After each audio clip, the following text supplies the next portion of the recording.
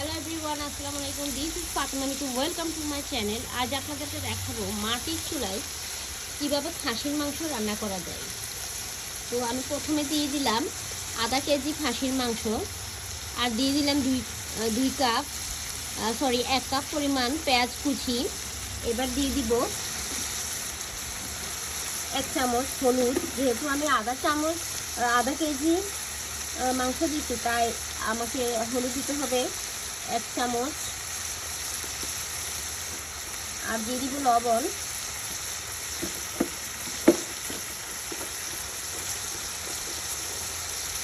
আর দিয়ে দিচ্ছি 1 চামচ লবণ।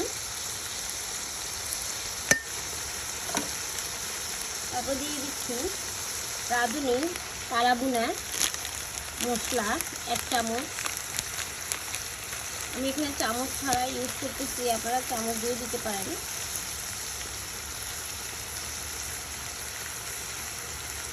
কালা বুনা মশলা। তারপরে আমি রাঁধুনি দিচ্ছি 1/2 চামচ। যেহেতু কালো বুনা দিচ্ছি, তাই আমি আর রাঁধুনি বেশি দিতেছি না, 1/2 চামচ।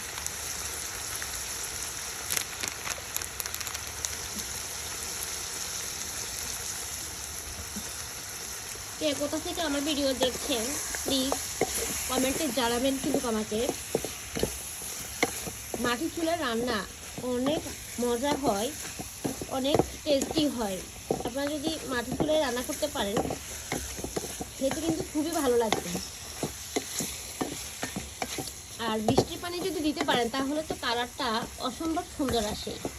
সেটা আর আমি আপনাদেরকে বলে বুঝাতে হবে না, আপনারাই জানেন।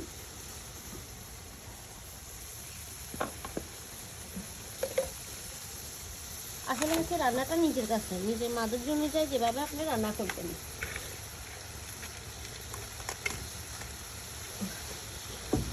মাটির চুলায় রান্নার একটাই সমস্যা, আগুন বারবার নিভে যেতে চায়।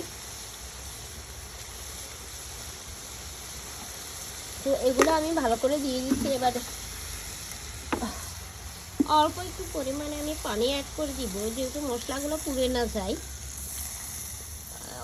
1 কাপ পরিমাণ পানি দিয়ে দিব, যেহেতু মশলাগুলো পুড়ে না যায়।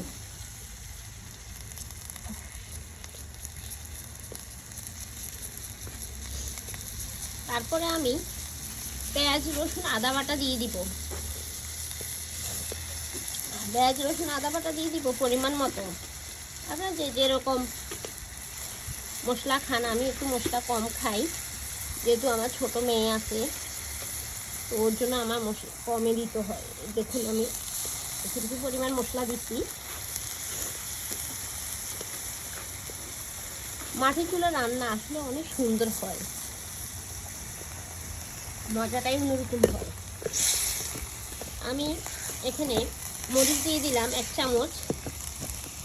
যেহেতু এখানে আধা কেজি মাংস, তা মরিচ দিলাম 1 চা চামচ।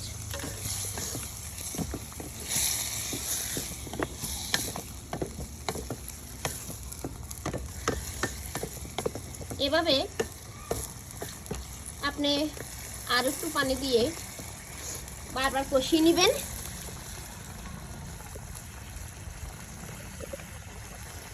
কষিয়ে নেবেন। দেখুন আমার কালারটা কত প্রিমিয়াম আসছে, কত নাইস এক্সক্লুসিভ আসছে। দেখুন রান্নাটা আসলে, রান্না যখন ভালো হবে তখন কালারটা অটোমেটিকলি সুন্দর আসবে। এটা অটোমেটিকলি আপনার কালারটা সুন্দর আসবে। মাটির চুলার রান্না আসলে খেতে অনেক মজা, অনেক। আগে আমার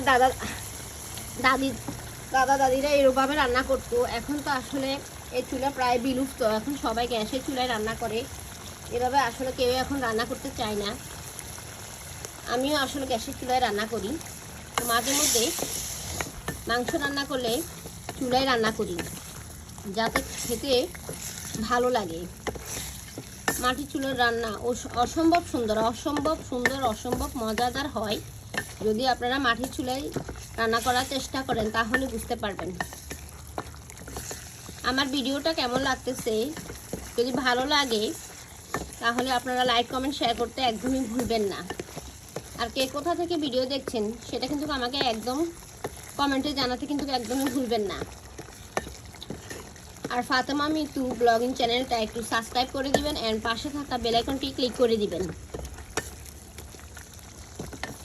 এভাবে কিছুক্ষণ নাড়াচাড়া দিয়ে আপনারা ঢাকনা দিয়ে দিবেন।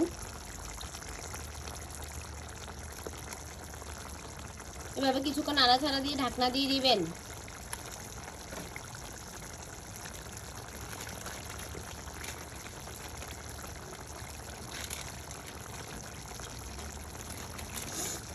আমার কাছে মনে হচ্ছে রাঁধুনি মনে হয় একটু কম হয়েছে, তো আর একটু দিয়ে দিচ্ছি রাঁধুনি।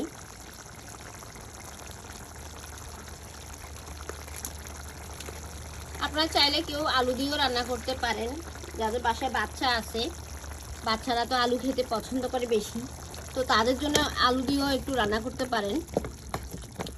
এভাবে ঢেকে দিবেন, এভাবে নেড়ে ছেড়ে ঢেকে দিয়ে তারপর আধা ঘন্টা পরে দেখবেন আপনার রান্না একদমই কমপ্লিট।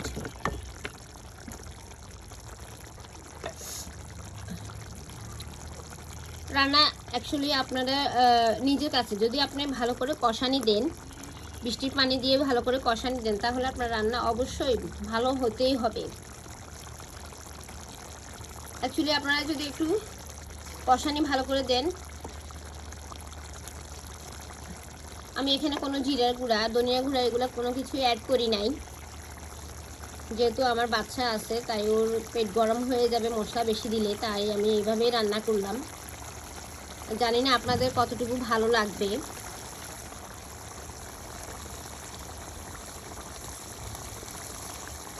তো আপনাদের যদি ভালো লাগে আমাকে লাইক কমেন্ট শেয়ার করতে একদমই ভুলবেন না। আসলে কষ্ট করে রান্না করি, যদি আপনাদের সাপোর্ট না পাই বা আপনাদের লাইক কমেন্ট শেয়ার না পাই, তখন কিন্তু আসলে মনটা খারাপ হয়ে যায় বা আরও নতুন নতুন রেসিপি দিতে ইচ্ছা করে না।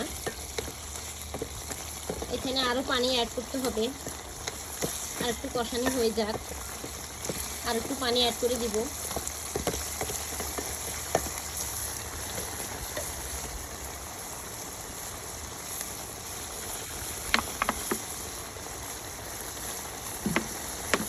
এভাবে আর একটু পানি দিয়ে ঢেকে দিলেই আধা ঘন্টা পরে আপনার রান্না কমপ্লিট।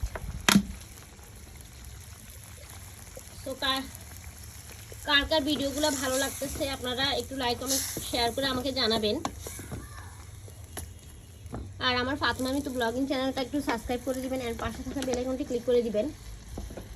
তো সবাই ভালো থাকবেন, আল্লাহ হাফেজ।